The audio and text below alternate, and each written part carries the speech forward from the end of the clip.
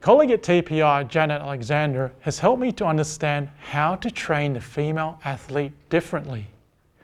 She put me on to Dr. Wendy Sweet to help answer my questions on how to train menopausal women. So please make welcome to the show, Dr. Wendy Sweet. Thank you so much, Charles. It's such an honour to share some of my work with the viewers, especially those women who are heading into their midlife hormonal changes, which we know of as our menopause transition. It's an age and stage that can be really confusing for so many women, especially those who have done a lot of exercise over the years and become disheartened when they don't see the results that they've seen in the past. So perhaps if I explain to your viewers a little bit about menopause, because when it hit me, I had no idea why my body suddenly had a mind of its own and why my exercise performance went out the door. So basically menopause is the opposite of puberty. When we go into the decline of estrogen and progesterone, this signals in the end of our reproductive capability. So what we're doing is we're going into the next phase of our life, which is our aging. Wendy, as a coach and as a man, I knew next to nothing about menopause and its effect on sports performance. Do you think people like myself, coaches and fitness trainers, need a little bit more education and information about this? Yes, absolutely, Charles. We need more information. We are a generation of women who actually know that exercise is good for us, as we're the first generation to have government health promotion messages ingrained in the education system when we grew up. Besides, as my research also supported, women use exercise to help them cope with all that they've got going on in their lives. But most importantly, from the perspective of healthy aging, because there is no education about this life stage, I think a lot of health coaches and trainers just extrapolate exercise prescription messages from younger demographics and athletes into women in their 50s. Which actually begs the question, who's defining healthy aging? Is it the fitness and sports industries with messages that resonate with athletes? Or is it the media with images resonating with masters athletes? Because most women I know are not athletes. They are busy bringing up a family, looking after aging parents, working, they've got a lot going on. So lack of time is still a real issue for them. But from a physiological perspective, as we transition through menopause, we're actually losing the role of estrogen and progesterone. So in a low hormonal environment, there are numerous changes to our heart muscle, liver, joints, blood vessels, and our heat regulation mechanisms. So this isn't being taken into account in exercise prescription. Then because many women put on weight, they end up being on nutritional plans that are probably better suited to athletes rather than their changing liver and cardiac health as they lose estrogen.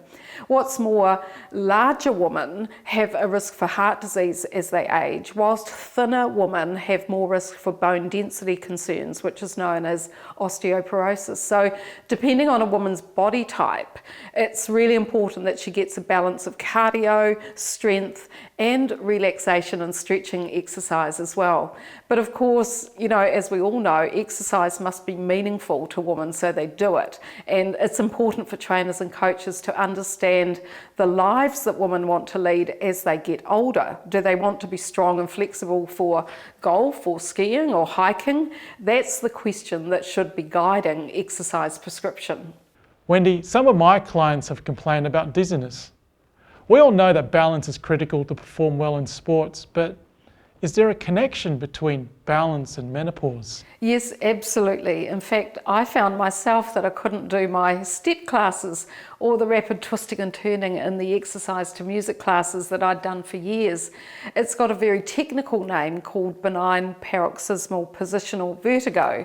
And this happens when we lose estrogen because estrogen helps the tiny hairs in our ear canal to stand up. And if we don't stimulate our balance, then feeling dizzy all the time can affect our lives and our exercise.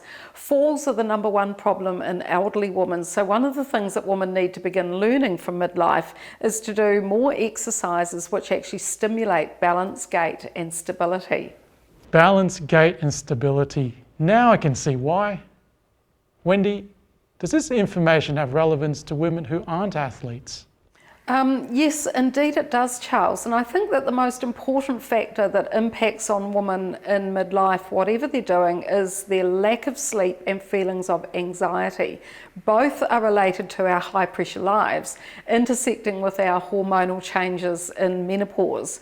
So when we aren't sleeping, this increases heart rate, blood pressure, temperature, and our chronic stress hormone called cortisol. When cortisol is higher than normal throughout the day, then this impacts on our nervous system as well as our insulin or blood sugar regulation. Our nerves are full of estrogen receptors, so when women have careers whereby they have to make rapid decisions, and nurses and doctors come into this category too, then our nervous system becomes overstimulated. Add to this the stress of the job and not sleeping, and you have a cocktail for worsening symptoms such as anxiety, hot flushes, night sweats and more. So women need to be on their game with being able to balance up their high pressure jobs with the right downtime, relaxation, the right type of exercise, and of course stress management techniques as well. When women are feeling the physical effects of sleep deprivation and menopause hormonal changes, then they must slow down their thinking and learn strategies that help them cope. That's great information. Thank you so much, Wendy. Thank you, Charles. It's been great. For those of you out there who have never thought about the connection between performance and menopause, well, there you have it. But you know what? This could also be life-changing information for all those women out there who are struggling with menopause symptoms. Thanks for tuning in. I'm Charles Pan. If Charles knows why, so do you. See you next time when we discover more secrets of high performance. If you want more, click on the subscribe button. If you have a question that you want answered, let us know, and we'll find the expert that can answer it for you.